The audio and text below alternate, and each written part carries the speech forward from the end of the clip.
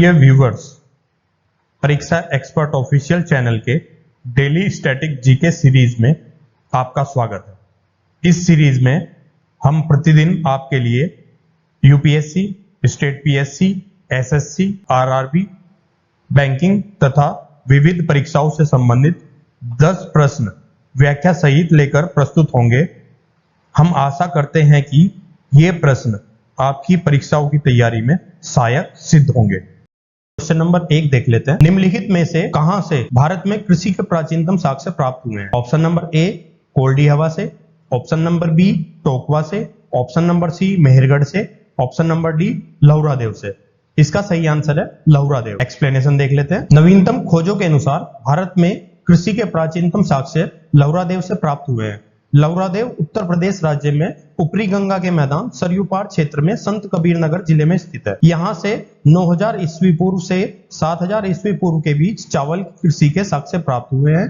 विदित है लहुरादेव से पूर्व भारत में कृषि के प्राचीनतम साक्ष्य मेहरगढ़ से 7000 ईस्वी पूर्व के लगभग प्राप्त होते हैं। नेक्स्ट क्वेश्चन देख लेते हैं। निम्नलिखित में से कौन सा हड़प्पा स्थल नहीं है? Option number A Chanhudaro, option number B Kot Diji, option number C Sohgaura, option number D Desalpur. इसका सही आंसर है सोहगोरा।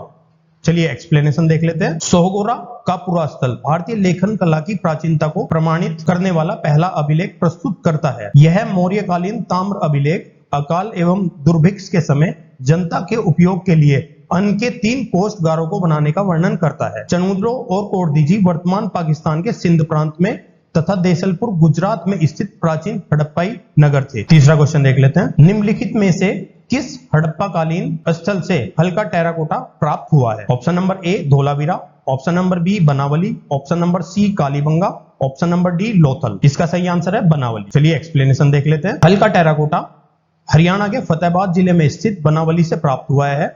इसका उत्खनन कार्य वर्ष 1973-74 में RS बिष्ट द्वारा संपन्न कराया गया था। बनावली से प्राप्त अन्य प्रमुख अवशेष हैं नगर को तारांकित भाग में विभाजित करने वाली सड़कें, मोहरें, लाजवर्द, कार्नेनियन के मनके तथा तांबे के बाणाग्र आदि। अगला क्वेश्चन देख लेते हैं।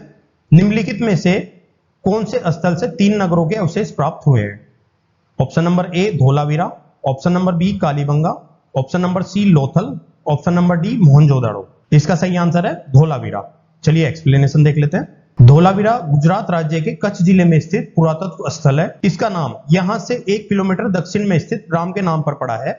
सर्वप्रथम वर्ष 1967-68 में इसकी खोज जेपी जोशी द्वारा की गई थी। यह नगर 5000 साल पहले विश्व के सबसे व्यस्त महानगरों में गिना जाता है। इस नगर 3 भागों में किला, मध्यनगर तथा निचला नगर में विभाजित किया गया था। यहाँ से एक विशाल जलाशय भी मिला है, जिससे पता चलता है कि यहाँ के निवासी एक उन्नत जल प्रबंधन व्यवस्था से परिचित थे। 2021 में चीन में संपन्न यूनेस्को की ऑनलाइन बैठक में हड़प्पा कालीन शहर को यूनेस्को की विश्व धरोहर सूची में शामिल किया गया है। अगला क्वेश्चन देख लेते हैं। सारगोन युगीन सुमेरियन लेक में मेलुआ की पहचान किस क्षेत्र से की गई है? ऑप्शन नंबर ए सिंध क्षेत्र से, ऑप्शन नंबर बी फारस की खाड़ी के बहरीन से, ऑप्शन नंबर सी अफ्रीका क्षेत्र से, ऑप्शन नंबर डी थाईलैंड से। इसका सही आंसर है सिंध क्षेत्र से। चलिए एक्सप्लेनेशन देख लेते हैं। सारगोन कालीन सुमेरियन लेख से पता चलता है कि मेसोपोटामिया का व्यापारिक संबंध मेलुआ, दिलमन तथा मगन के साथ था। जहां मेलुआ की पहचान सिंधु घाटी सभ्यता से की गई है, वहीं दिलमुन की पहचान फारस की खाड़ी के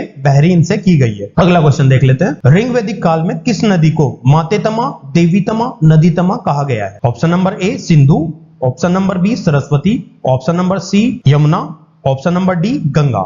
इसका सही आंसर है सरस्वती। चलिए एक्सप्लेनेशन देख लेते हैं। ऋग्वैदिक काल में उल्लेखित सभी नदियों में सरस्वती सबसे महत्वपूर्ण तथा पवित्र मानी गई है, जिसके कारण सरस्वती नदी को मातेतमा, देवीतमा तथा नदीतमा कहा गया है। ऋग्वेद में गंगा का 1 बार तथा यमुना का उल्लेख 3 बार हुआ है, वहीं सिंधु नदी का उल्लेख सर्वाधिक बार हुआ है। Next question. ऋग्वेद के अष्टम मंडल के रचयिता थे? Option number A Vishwamitra, option number B Bharadwaj, option number C Karna एवं Angiras, option number D Vashishtha. इसका सही आंसर है कर्ण एवं अंगिरस। एक्सप्लेनेशन है। अष्टम मंडल की रचना कर्ण एवं अंगिरस के द्वारा की गई थी। विश्वामित्र ने तृतीय मंडल, भारद्वाज ने षष्ठम मंडल तथा वशिष्ठ ने सप्तम मंडल की रचना की है। क्वेश्चन नंबर 8 देख लेते हैं। निम्नलिखित में से कौन सी वह ब्रह्मादिनी थी जिसने कुछ वेद मंत्रों की रचना की थी?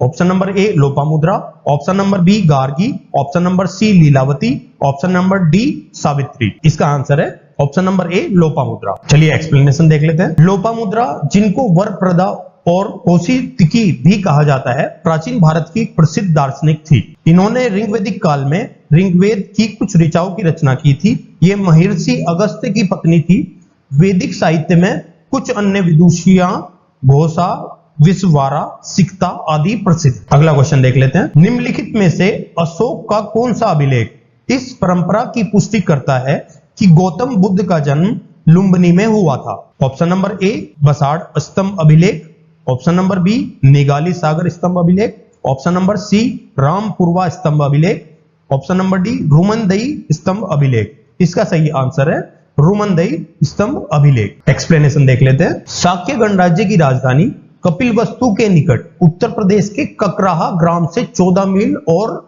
भारत नेपाल सीमा से कुछ दूरी पर नेपाल के अंदर रुमनदई नामक ग्राम ही लुम्बिनी है, जो गौतम बुद्ध के जन्म स्थान के रूप में प्रसिद्ध है।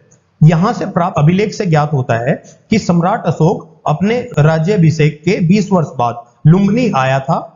उसने यहाँ पूजा अर्चना की, क्योंकि यह शाक्य मुनि, जिनको गौतम बुद्ध भी कहा जाता है, की पावन जन्म स्थली है। सम्राट अशोक ने रुमनदई में एक बड़ी दीवार बनवाई तथा एक प्रस्तर स्तंभ स्थापित कराया। इस अभिलेख में यह उल्लेख है कि उसने लुम्बिनी गांव के धार्मिक कर माफ कर दिए और मालगुजारी के रूप में 8वां हिस्सा तय कर लिया। चलिए अगला क्वेश्चन देख लेते हैं। यजुर्वेद के कर्मकांडों को संपन्न करने वाले पुरोहित को option number A Hotri, option number B Adhvaryu, option number C Udgata, option number D Brahma. इसका सही आंसर है अदर्व्यु। चलिए एक्सप्लेनेशन देख लेते हैं।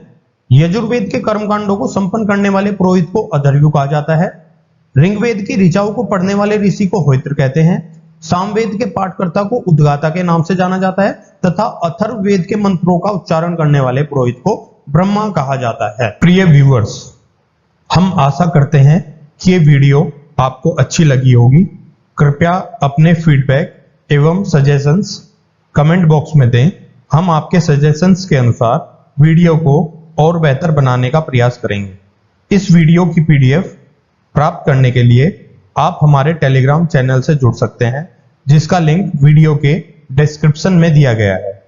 आप हमारी वेबसाइट www.parikshaexpert.com पर जाकर किसी भी एग्जाम की टेस्ट सीरीज ज्वाइन कर सकते हैं।